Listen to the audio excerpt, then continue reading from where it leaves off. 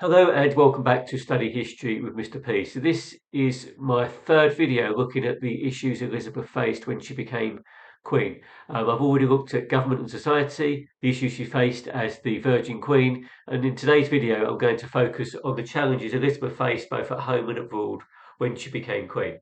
So first of all, financial weakness was a big issue for Elizabeth. So England's monarchs had ruled by divine right, but they needed to be able to raise money successfully. Money could be raised from things like crown lands, taxes from trade, called customs duties, special additional taxes known as subsidies, which had to be agreed by Parliament, and loans. Sometimes these were forced and never repaid, and profits from justice. Elizabeth's government, in short, did not have a lot of money. The Crown was £300,000 in debt compared to an annual income of only £286,000. So Elizabeth needed to be seen and to be wealthy and strong. So taxes had to be agreed by Parliament, which could make demands in return. So she did not want to rely too much on Parliament for her income.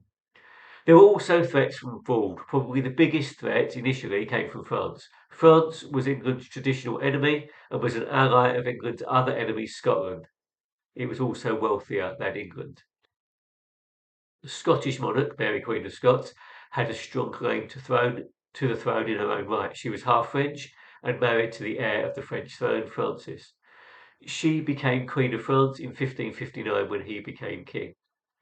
Mary Queen of Scots was also Elizabeth's second cousin and declared herself the legitimate Catholic claimant to the English throne after the death of Mary I. This was because some Catholics did not accept Henry VIII's marriage to Anne Boleyn, who was Elizabeth's mother.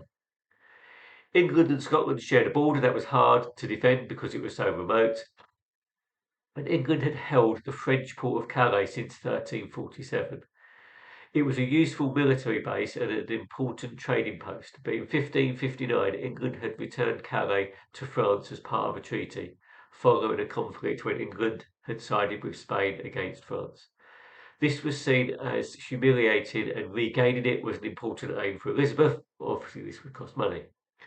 Lastly, Spain and France were no longer at war and were both Catholic countries, so Elizabeth was also worried that they would both unite against England and its Protestant queen.